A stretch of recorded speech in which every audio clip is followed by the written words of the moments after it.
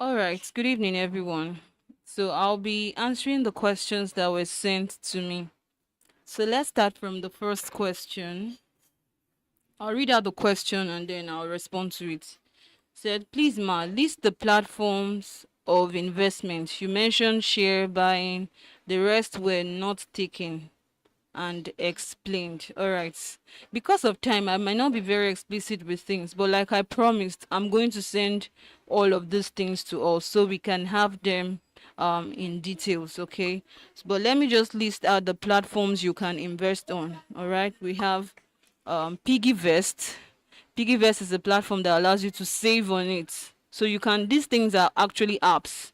All right. So maybe when I'm sending the list of them, I can also add the links so you can use in downloading them as well. Okay, so we have Piggyverse. That's one of the app you can use for investment. We also is one of the platforms. Okay, you can use them to buy stocks. You can use them to buy shares like bonds, mutual funds and all of that. Okay, so I'll just list them out because of time. I'm being in a hurry. Now we also have Cowrywise. That's number 2. It also allows you to save and invest on it, buy shares from all of these big brands, okay, and companies, and even from the government. All right. We also have Trove. Trove is spelled Trove. Trove. It's also an investment platform. We also have Afro Invest. It's also an investment platform. Okay. We also have Bamboo. All right. And then we also have all right, we have a lot. Okay, so let me just stop there. I'll list the rest for us.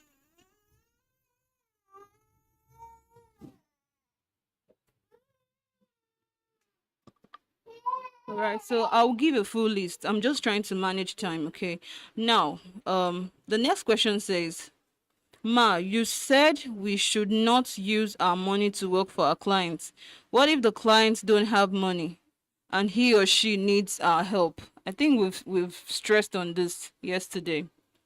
Now, when you're doing a service, you should understand your audience, okay? You can do a free service, you can also do a paid service. Now, let's say you're doing a service for your church member, your close friend, your family member, all right? Such audiences, you might necessarily not want to charge them. Although there are some that will pay you, okay? Maybe not much.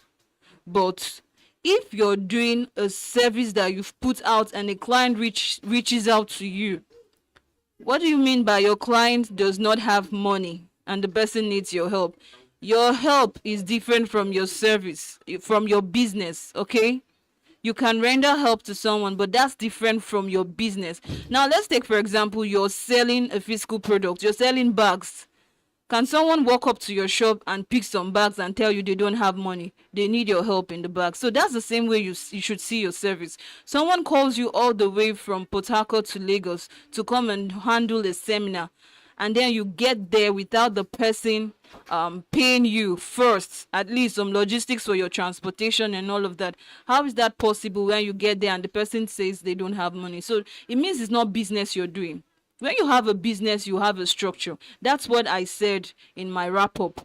You must have a structure. You must have a system that runs that when someone reaches you for business, if the person is reaching you for help, is a different thing. Then it can come from friendship background. But if someone is reaching out to you for business, they should follow your business structure. They should either call first, you have to set them your business structure plan, the service they want, the duration of the service, the amount for it. They have to pay first, at least a part payment. If it's a service that takes a couple of hours, a couple of days to complete, they have to make an initial payment. Even those that do online sales of products, the clients have to pay some part first. When the product is delivered to them, they pay a complete payment because it's business you're doing. So you can't keep saying your clients don't have money. Please, those are not the right clients. You can leave those ones for your free services and give them what you can afford to give them. But if you must do business, please find your right audience. Find people who are willing to pay you, and they are everywhere. They are on the online space, they are in your locality. And another thing still boils down to packaging. Someone cannot see your package and then underprice it, except the person is not being nice. Okay, so maybe your packaging is not quality enough to make them feel they can pay.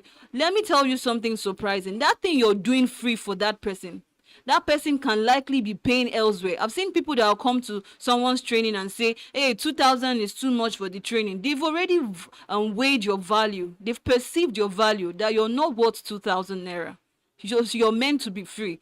But those same persons will go for other trainings that they will pay 40, 50,000 naira. And that's the reality. All right. So let's move to the next question. Number 3 said, Ma, how can we invest our intellectual property?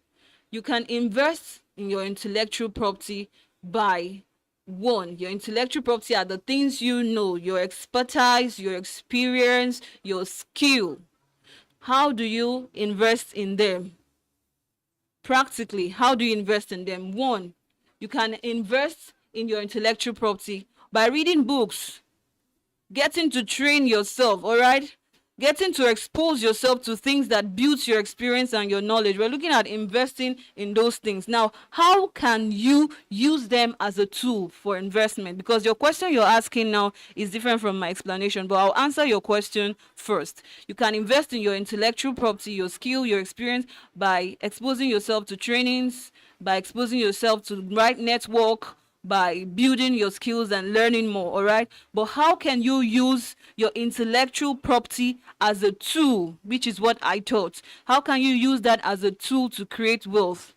How can you use that as a tool under investment to create wealth? Is by generating products from it, digital products. You can decide to, okay, I know how to write very well. I can use my intellectual property, which is my skill in writing, to create ebooks on writing skills. I can decide to do video courses on writing skills. All right, that is making use of my intellectual property to create wealth. All right, so I can decide to go into digital products, sales. I can also decide to go into consultancy. That is also used where I share my experience, my expertise to people who want to learn and understand how I navigated this path. Okay, that's also a way of investing and selling my intellectual property. I don't know if I properly answered that question.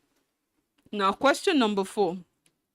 You say, what if the person you are investing in is having issues like business not growing or difficulties in making returns? That's the A part. Now, you have to be very careful when it comes to investing in people's property. You have to look for people, sometimes not startup, although I've met startup that has good direction. Okay, such people get loans and grants from companies, but look at the business you're investing in. You should know a business that has the potential to grow. First of all, you should be able to build trust with the person. You cannot do a business partnership with someone who doesn't have integrity. You already know the person. 1, you can't build that with a stranger. It is not advisable. It should be a known person. And now this person you've known, does the person have integrity? Is the person a sincere person? When it comes to finances, is the person transparent enough? You should know the person in-depthly. It should be someone you've known. Okay, sometimes they can even be people around us, and then you've observed the person's business style and model. The person have been doing business for a couple of months and years, and you've been seeing the business tangibly growing. The person has been able to sustain it, even though the business is not so much big, but the person have been consistent. All right, so 2 of you will have a terms of agreement. You're going to make everything, when it comes to the person's part of commitment, make everything official. Make everything in written form. All right, make it official and in written form. Let it be signed. It's not a word of mouth thing. You bring a document, get people involved if possible, maybe your pastors, your guarantors, superior persons. Let the person get to sign. Let there be an agreement to what the person is to remit to you at what time. So everything should be structured, documented, and official. But first thing first, you must know this person you want to move into partnership with. You must be able to trust this person, and the person should have a good record of business growth. You don't just throw it out of anxiety. Make all of this research, be certain, and then you can make that move. All right, now the B part says, how do you know a trusted person? How do you know a trusted person? By supporting the person, by studying the person, observing the person. One, you can make research about the person from his family members, from friends. Ask people about. If it's on the social platform, people go ahead of searching your other social platforms, interacting. Like there are some platforms I want to buy things from. I chat as much as 4 to 5 persons on the group. How much do you know this person? Is this person real? Is this person genuine? And all of that. So you can go as well as making research about the person, go on their social handles, find close friends around them to know if they are real and if they cannot be trusted. The truth is, it's not very easy. It's not very easy to see a trusted person, but you can make research about the person. All right, so let's look at the next question. Please talk a little about negotiation skills and financial management under business. It is a very important matter, particularly for close people. Yes. Talking about negotiation skill, you have to. It's a broad topic on its own. I'll see how we can put those things together for you to consume as a document after now. You must have a good negotiation skill. For example, if you want to negotiate about your service you want to render to people, or a product. Okay, let's start with products. Products is quite easy because you put in place a lot of things. It's very easy to negotiate a product price because you consider the cost price, you consider your transportation, logistics, you put all of them together, and then you'll be able to ascertain how much you want to sell that product. So it's very easy for products. Now, when it comes to services, how do you bid negotiation? You look at the service. What is the value? What is the level of the value you're trying to offer? Is it something that you paid for? Is it something that costs you your time? Is it something that costs you your resources? You look at the value of what you want to offer. You look at the what it costs you to put that value together, the time, the resources it costs you to put that together, okay? And how available is this? What you're trying to offer to someone, is it something that the person can get randomly everywhere? Because imagine you're coming to sell a service to someone that you copied from YouTube. You do not expect them to place much value in it, so that will affect your negotiation power. So you should, when you know all of these things, like if I want to charge someone now, I charge you based on the value. I know the worth of what I'll be giving to you, and I know it's something you would not get anywhere.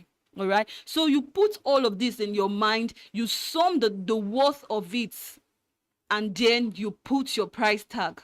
So let's take, for example, the service you want to render. You've added the cost of the trainings you went to, the time you spent putting these things together, and the fact that it is not something they can readily reach. I can say, okay, this product is going for 200,000, and I cannot negotiate below that if I am very convinced that this is value I'm giving out. I know a lot of persons, if you cannot afford them, you leave them. Now, you don't try to bid your price because you want to please people. You do that in consideration to the value level of your service. So that should be your benchmark. Not trying to please people, not whether they can afford you. Now, the people should not be the first point of reference. Who you're selling to should not be the point of reference, because those people you think cannot afford you is because they've not perceived that value. When they perceive that value and it's solving a problem for them, you'll be surprised that those same people you think cannot afford that thing will be the same people that will buy those things. So they should not be your concern. The first thing when you're looking at negotiation power, the first thing you should focus on should be the value, your value. Once you're certain about your value, your confidence portrays it, and that is one tool for negotiation. Once there is confidence that comes with an authority, and that authority is centered on the knowledge of the value you're giving out, everybody will accept you. If there should be a really need for compromise in your price, that should be based on your own understanding, not because you're trying to fit yourself into the kind of audience you have. I see a lot of persons do that. This lady, I don't think she can afford it. Let's give her for 2,000. This man, I think he can. He has a car. He can buy 10,000. No, it shouldn't be that. If the value you're giving is worth 20,000, that is your power. If your value you're giving is worth 100,000, that is it. Stick to it. People that need that and can afford it will definitely come. All right, so the next one is, in the case where you are either the last or the second to the last of either 9 or 8 children in the family, your parents feel depressed in school, in workplace. Okay, of your parents, you feel depressed in school, in workplace. They tell you to stay with them after you might have gone through SS3 school leavers. Okay, I am not very clear with this question. I wish it can be rephrased and sent back, okay? Because you're just stating some things, but I'm not getting the exact question. All right. So it says, please, in the case, okay, please, in this case, what would be our reaction to this, or what do we do? Okay, I think this should be a continuation of that question. In the case where you're either the ninth or eighth child of your family and your parents feel depressed in school and in work, they tell you to stay with them after your school. What should you do in this case? I'm not so clear with this question, but if I can say I understand, let's say you're talking about you being in as a ninth or eighth position, probably the last of your family, and your parents are being depressed and they want you to stay home, like after you've left secondary school. Probably there's no plan for you getting a skill, getting a job, or furthering your education. What do you do at this point? All right. Now, I think this person asking this question, please, I'm asking for the permission. This person should reach me in person. You can ask your facilitators to give you my number, because I need to get clarity to this question. It's a very sensitive question if I understand it, and I would really need to speak to this person in person. So you can get my number and call me or send this message to me via WhatsApp. All right, so we can talk. Thank you very much. I don't know if I was able to answer the question. Okay.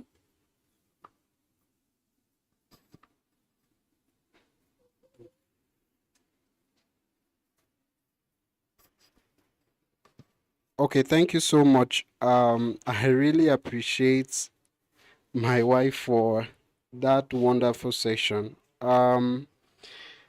There is actually a lot to learn, but the truth is that we can't exhaust everything in one day. That's the truth. Knowledge is progressive, and I'm always of the opinion that I'm always of the opinion that it's the right thing. The right thing to do is to keep seeking out knowledge even after this seminar, this summit. It is best that you give yourself to knowledge. We have a lot of resources on YouTube. We have a lot of resources on the internet. Give yourself, that priority. Invest in knowledge. Invest in yourself. There are a few things I just quickly want to show us before we call it a day.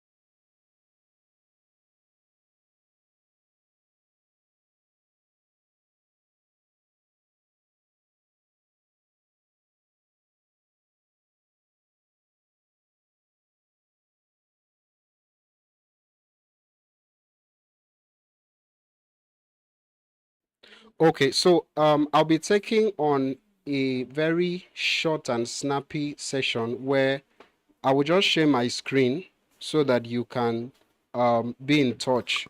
Now, there are a lot that my wife has shared since yesterday. I had to allow her. She's more experienced in this job, so I had to allow her give you the background, the very foundation you need to create a stable financial life. Now, there are some tools that I just want to give you for a lot of people that are saying, where do I pick up these skills? Where do I pick up these skills? Where do I start? How do I grow my skill base so that I can become a sought after person, in the marketplace? There is a website that you can pick up these skills at very affordable price. If you are with a pen and paper, you can quickly write it down. Please just give me a minute. Let me share my screen so you can see.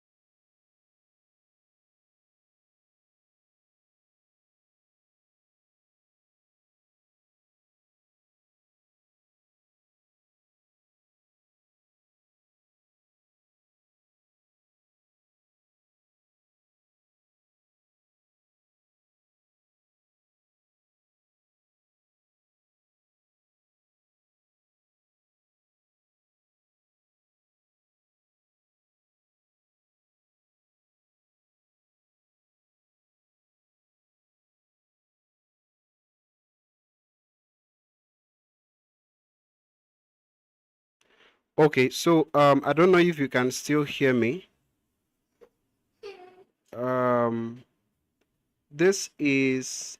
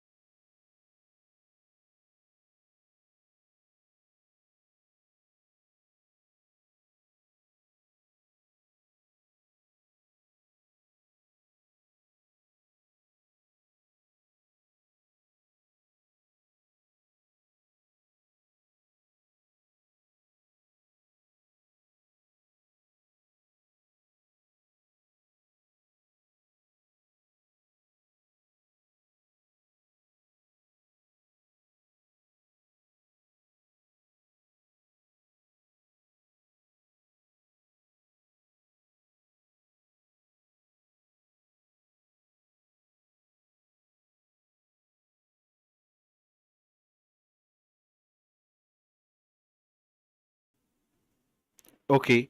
Now, I don't know whether you can see my screen.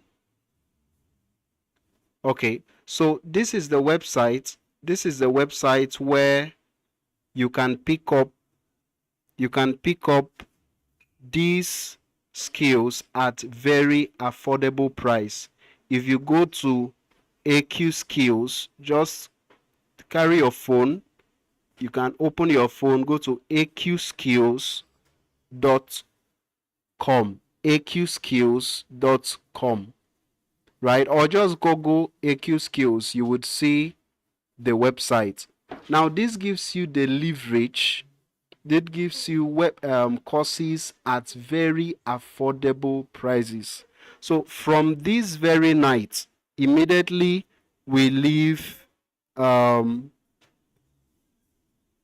this very night, immediately we leave this program, you can go to this website with very small amount of money. With that money you are using for peanuts, the money you are using for data, you can see that these things are not expensive. With 5,000, with 3,500, with 5,000 naira, you can get to learn any kind of skill that you want. You can see them. You can learn to become a freelancer on Upwork. You can learn, you want to learn digital marketing. You want to learn how to design. You want to learn video editing and all of those things. Just get to this website. You would see all of them at very affordable price. So you don't have any excuse to pick up any of the skills that you want to learn, right? Now, all the other tools that you need, what we'll do is that we will put them into a document. We will put them into a file and we'll drop them on a WhatsApp group so that everybody will have access to them. For those of you that are just starting out with business, you want to learn how to create a website. You want to learn how you should package your business. You want to know what tools you should use. We are going to put all those tools in a PDF, right? We can't exhaust everything this night, so we'll put it in the document. We'll send it to Brecom. We'll send it to Brecom, and he would forward it to you so that you can have access to all these skills. Now, when we get to how you can learn copywriting, for some of you that want to start, some of you are already using ChatGPT, but there is a better way you can unleash the potential of that platform so that you can get better at becoming a copywriter. We will drop those things still in the document for you so that you can get to use them. So from my end, that will be all for today. There's somebody that my wife asked to reach out to. So if you have a very personal question and you want to reach out to us, you can also meet Brecom. You can get our phone, our contact, and we'll be able to talk to you one-on-one. So that will be all from me. Thank you very much, and God bless you.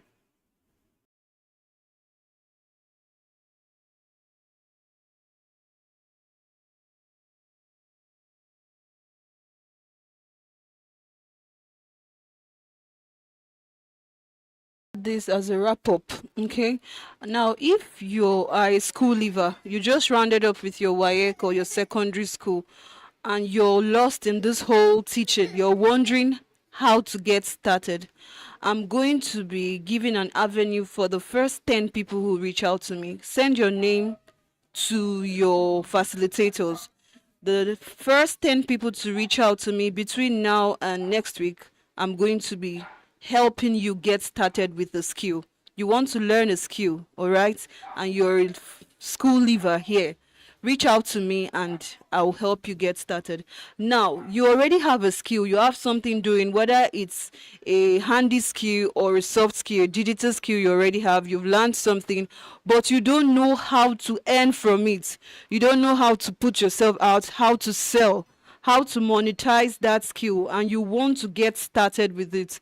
I also will be giving an opportunity to the first 10 people to reach out to me that have skills and want to get started. And now the last category of people will be reaching out to people that already have started something. You're already working, you're already teaching in a school, you already have a business, you're already selling something, but you've not been able to sustain it. The business is not growing, it's not structured, you don't have a system, you've not been able to brand your business as a professional brand, and you've been struggling with business because of these lapses, and you want to get things right. You want to get the structure, you want to brand properly, you want to learn how to use these tools and platforms to enhance your business performance and your skill. I'll be also giving an opportunity to the first 10 persons. So I'm looking at 30 people from these different categories to reach out to me to get started. So, like my husband said, our contacts will be available to you. You could send your details to your facilitators, and I guess they'll get to us from that end. Thank you very much.